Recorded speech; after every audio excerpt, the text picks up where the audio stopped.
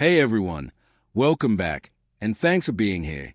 Today, I've got a new story to share, one that's deeply personal. I'm Micah, and this is a kind of story you usually hear from someone else and think, that would never happen to me. But life? Life is a strange way of proving us wrong, often when we least expect it, and in the most painful ways. After uncovering a lie my fiancée told, I ended the relationship. I truly believe that was the end of it. But nearly a year later, she came back into my life with a truth that stung far worse than the original betrayal. What she revealed shifted how I saw everything between us. It made me question whether I was naive or simply gave her too much trust. Stick around, because what I'm about to share goes deeper than just heartbreak.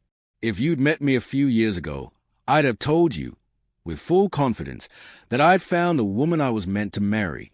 Her name was Ruby. From the first conversation we had online, we clicked effortlessly. We met through a dating app, and I still remember how our first chat stretched into hours. Over time, we built something real, starting with texts that turned into nightly phone calls, and soon we were spending our weekend together. She blended into my life so naturally, and I felt at ease when I was with her. After a couple of years, I knew without a doubt that she was the one I wanted to marry. So I proposed. She said yes. It felt like everything was lining up exactly the way it was supposed to. I was proud to call her my fiancée. Not long after our engagement, we agreed she would move into my apartment. It felt like the obvious next step. Why keep living separately when we were planning to build a life together? Moving in together would not only make wedding planning easier, but also give us more time to grow as a couple. She packed her things, and we started sharing a home. And for a while, everything just worked. In those early days, we were happy, genuinely happy. I didn't see the shift in Ruby coming. I really believed we were aligned. But slowly, small things began to change, and those little things built up until I could no longer ignore them. She started to distance herself emotionally. That warmth and openness she once had, it just faded. Our conversations began to feel forced. She'd respond with short answers, like she wasn't really present, or worse, like she didn't care. We went from being deeply connected to acting like courteous strangers under the same roof. And then the secrecy started. She'd suddenly have errands to run, out of nowhere, and she'd be gone for hours. Her excuses never added up. She'd say she just went to grab toothpaste or stop by the pharmacy, but she wouldn't come back for 2 or even 3 hours. When she returned, she'd act like nothing was unusual. Then came the phone calls. That part really got to me. I'd find her pacing the room or standing in corners, speaking in hushed tones. But the moment she noticed me nearby, she'd end the call abruptly. When I asked who she was talking to, she'd brush it off with vague answers, wrong number, or just something unimportant. But it wasn't just once or twice. It became a pattern. It got under my skin. I began wondering who she was calling, where she was actually going when she left the apartment, why she couldn't just tell me the truth. Even then, I didn't want to confront her without evidence. I've always believed that if you wait long enough, the truth reveals itself. So I kept my cool and started paying attention. Then Ruby started getting sick. A lot? Not just the occasional flu. It was frequent, especially in the evenings. She'd complain about migraines, nausea, dizziness. Some nights, she barely touched her food. Others, she stayed in bed the whole evening. At first, I assumed it was stress. But it went on for weeks, and eventually, she took time off work. That's when I realized something was seriously wrong. I offered to take her to the doctor, but she insisted she was fine. I remember the first time I brought it up. She said she had already gone the day before while I was at work. And I didn't want to accuse someone of faking being sick. That felt cruel. Another week passed. No improvement. I couldn't shake the feeling that something wasn't right. I felt useless. And worse, I felt like I was being deceived. Then one afternoon, I got off work earlier than usual. I decided to surprise her. I walked through the front door, into the living room, and heard her voice. She was talking to someone, and it wasn't just a casual conversation. It sounded intense, almost like an argument. She hadn't noticed me yet, so I paused near the hallway, listening. I couldn't catch every word, but the tone was unmistakable, emotional, strained. Then I stepped forward. The moment she saw me, she froze. It was like someone had hit pause on the whole scene. She didn't even try to finish what she was saying. And in that silence, I knew. I asked, calmly but directly, "Who are you talking to?" She blinked, stalled for a second, and said, "My brother." But the thing is, she hardly ever spoke to her brother. And definitely not like that. That wasn't a sibling conversation. Not even close. So I asked again, this time a little firmer, "Let me see your phone." She froze. Her fingers gripped the phone like it was a lifeline, her knuckles pale as she shook her head and insisted I was blowing things out of proportion. But I didn't budge. Something must have shifted in my expression, because after a long, tense moment, her resistance cracked. Slowly, almost reluctantly, she handed me the phone. I didn't need to dig through her messages or scroll through endless apps. I opened her recent call log and checked the last number dialed. It was his number, her ex, the same man she used to call manipulative, toxic, the one she said shattered her ability to trust anyone. She told me he was part of the reason she nearly gave up on love before we met. She painted him as a villain of her past, and yet here he was, still part of her present. I kept my voice even. I simply handed the phone back to her and said quietly, "Pack your things. Leave." The look on her face was pure disbelief, like she never imagined it would come to this. Her eyes welled up, and she started crying, stumbling over words. She said it wasn't what I thought, that it was complicated, that I didn't understand. But I'd already made peace with the fact that the moment she chose to keep a connection alive with the very person who once hurt her, and who she claimed to be done with, something between us had shattered, and I couldn't pretend otherwise. I didn't want to argue. I didn't want to scream. I didn't even want to hear her explanation. I turned and walked into the bedroom, changed out of my work clothes, picked up my keys, and left. I needed to breathe air that wasn't drenched in deception. I didn't come home that night. I didn't care where she went after I walked out. When I returned the next day, the apartment was silent. Her things were gone. I saw a few messages from her, long ones, trying to explain, trying to reach me, but I didn't open most of them. I replied to one, just one. I wrote, "Whatever we had is over." Then I blocked her, and that was that. I told myself to accept the choice I'd made and start putting my life back together. Still, I won't lie, when Ruby left, it felt like someone had ripped out a part of me. But I also knew that sitting in that pain would destroy me. I needed movement. I needed change. The first thing I did was leave that apartment. Every corner of it was a reminder of her.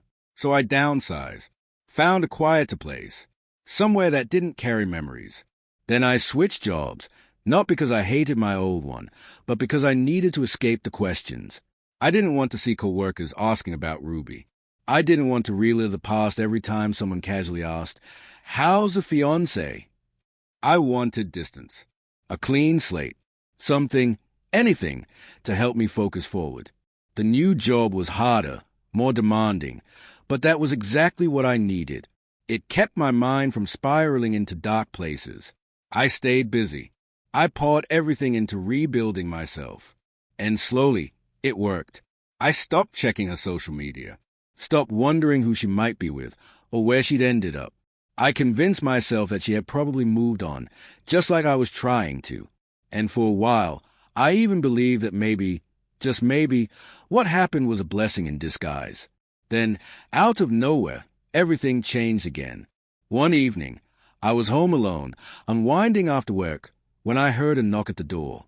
I wasn't in any rush to answer it, but when I finally opened it, there she was, Ruby.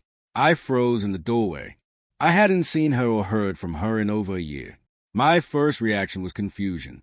Instinctively, I asked, "What are you doing here?"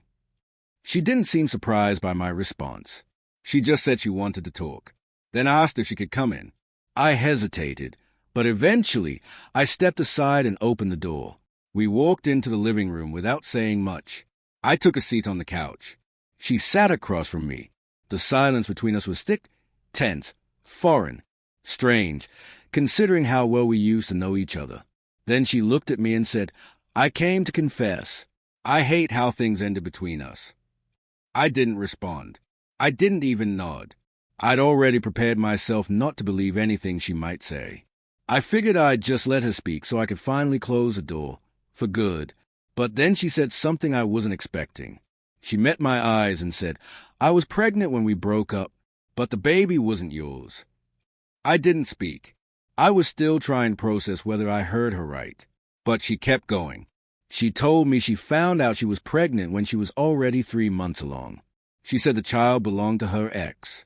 She claimed it happened during a break I didn't even know we were on. That's when it hit me. I remembered a terrible argument we had just before I proposed. We didn't talk for a few days. Things felt uncertain. For a moment, I thought it was over between us. But then we patched things up, apologized, and weeks later, I asked her to marry me. Not once did it occur to me that she might have been with someone else during that silence. Not once. I loved her. At least, I believe she felt the same. But while I was sitting in my own confusion, trying to figure out how to repair what we had, she went back to the one person she once said broke her. The same man she called her biggest mistake. I remember the question leaving my mouth before I even thought it through. "So, during that short time apart, you slept with him and never told me when we got back together." She didn't deny it. She didn't even try to soften the blow. She just went quiet, then slowly nodded. She told me that the day I walked in and caught her on that phone call, the day everything unraveled, they were arguing. Her ex had been pressuring her to end the pregnancy. She said she didn't want to. But by the time of that call, she claimed it was already too late. She was too far along, and suddenly it all clicked. All the odd behavior, the distance, the lies she brushed off, the nausea she blamed on food, the sudden errands, the skipped appointments, the guilt she carried like a shadow she couldn't shake. It wasn't just a single betrayal. It was a betrayal dressed in silence and deception, built over weeks, maybe months, of hiding. When she finished talking, she stood up, looked at me with tired eyes, and said something I'll never forget. "I didn't come here to fix anything. I just needed to tell you. I couldn't carry it anymore." Then she walked to the door and left. I didn't follow her. I didn't say a word. I didn't even move. I sat there, numb, not just from the shock of what she'd done, but from the weight of what almost was. I realized how close I'd come to building my life on something completely false, a foundation already cracked and crumbling before I ever noticed. You hear people talk about closure like it's supposed to bring comfort, like it wraps things up in a clean ending.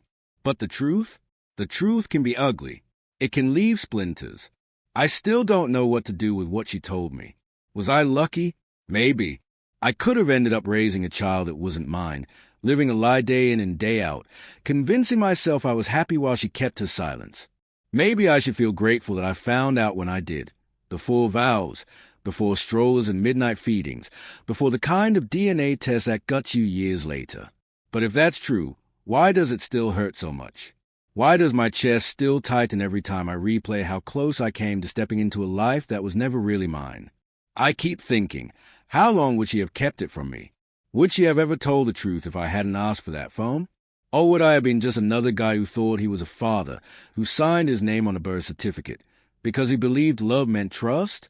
People say knowledge is power. But in this case, all the truth did was burn down everything I thought I knew. It didn't give me peace. It didn't bring relief. It just left me with more questions, more nights staring at the ceiling, wondering how I missed it all. I used to believe that love made you more alert, more attuned to the person beside you. But now, I think sometimes love just makes you blind. And that might be the hardest lesson of all. So now I turn it over to you, whoever's listening. Was I right to walk away that night? Should I have stayed longer, asked more questions, tried harder to understand? Could I have handled it differently? Because even now, even after everything, I still don't have the answer.